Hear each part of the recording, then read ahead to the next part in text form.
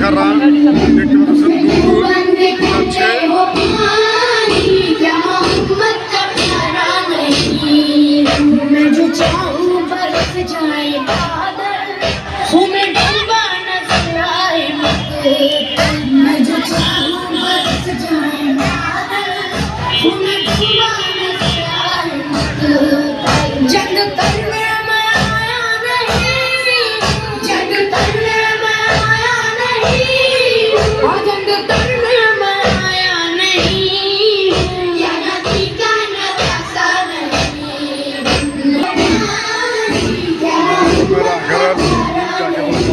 ঘোরা ঘোরা দেখাচ্ছি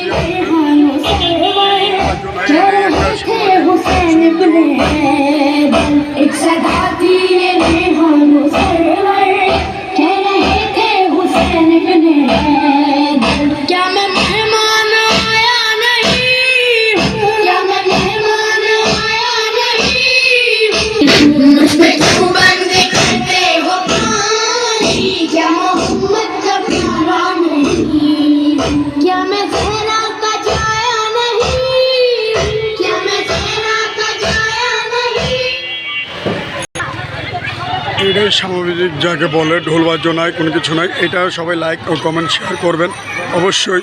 যদি ভালো থাকে লাইভটা আপনারা অবশ্যই লাইক কমেন্ট শেয়ার করবেন। এবং এই ঢোল বাদ্য নয় এটাই আমল।